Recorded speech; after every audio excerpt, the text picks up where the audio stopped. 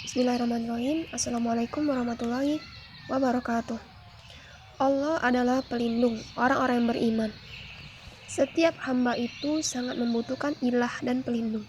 Konsekuensinya, dalam diri ilah harus ada kekuatan, pertolongan, hukum, kekayaan, dan keabadian. Sedangkan yang memiliki semua sifat itu adalah Allah SWT, yang maha kuasa dan yang maha melihara. Di alam semesta ini, hanya Allah SWT lah tempat bergantung, tempat mendapatkan ketenangan, dan tempat merasakan kenikmatan menghadapnya. Dia adalah tempat kembali orang-orang yang takut, tempat berlindung, orang-orang meminta perlindungan, dan tempat orang-orang meminta kedekatan. Allah SWT berfirman di dalam Quran surah Al-Anfal ayat 9. Istatagizuna rabbakum fastajaba lakum anni yumiddukum bi'alfin minal malaikati murdifin. Yang artinya, ingatlah ketika kamu memohon pertolongan kepada Tuhanmu, lalu diperkenankannya bagimu. Sungguh, aku akan mendatangkan bala bantuan kepadamu dengan 1000 malaikat yang datang berturut-turut.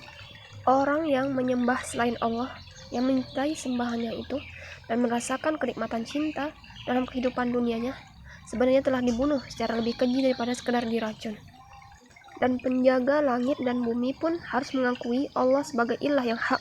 Jika ada ilah lain selain Allah, itu berarti bahwa Allah SWT bukan ilah yang hak. Sebab dengan menyandang predikat yang hak, maka dia tidak punya setara. Dan ilah selain Allah harus dinafikan karena pengaturan yang ada selama ini hanya dilakukan oleh Allah SWT. Seperti inilah pemahaman dari konsep ilahiyah. Sejujurnya harus disadari bahwa setiap hamba itu sangat membutuhkan ilah, pelindung, penjamin, dan penolong baginya. Itu menunjukkan adanya hubungan antara yang fana dengan yang baka, antara yang lemah dan yang kuat, antara yang fakir dan yang kaya. Siapapun kemudian yang tidak menjadikan Allah sebagai Rabb dan ilah, dan malah menjadikan selain Allah benda-benda, gambar-gambar apa saja yang disenangi dan disegani sebagai Rabb dan ilah, maka ia telah menjadi hambanya, dan itu pasti. Allah SWT berfirman dalam Quran surah Al-Furqan ayat 43. Ara'aita man ittakhadha ilahu hawah afa'anta takunu alaihi wakila. Yang artinya, sudahkah engkau Muhammad melihat orang yang menjadikan keinginannya sebagai Tuhannya? Apakah engkau akan menjadi pelindungnya? Wujud kebutuhan seorang hamba kepada Allah adalah dengan menyembah Allah dan tidak menyekutukannya dengan sesuatu apapun. Perbandingannya, meski sebenarnya lebih tepat untuk mengatakan kemiripan adalah kebutuhan tubuh terhadap makanan dan minuman. Nilai seorang hamba adalah ruh dan hatinya. Tentu saja ukuran dari nilai itu adalah penuhanannya terhadap Allah SWT, yang tidak ada ilah lain selain Dia. Baik hati maupun ruh tidak akan merasa tenang di dalam dunia ini, kecuali dengan berzikir kepadanya.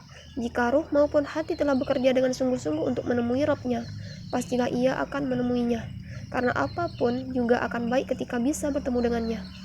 Kalaupun kepada selain Allah, hamba itu bisa mendapatkan kenikmatan dan kegembiraan, maka sesungguhnya yang seperti itu tidak akan abadi. Kenikmatan yang berpindah saja dari satu ke yang lain. Pada suatu waktu ia merasakan kenikmatan yang dengan ini, tapi di lain waktu sesuatu yang sama tidak memberinya kenikmatan sama sekali. Sama seperti sebelumnya, bahkan akan mencelakakannya.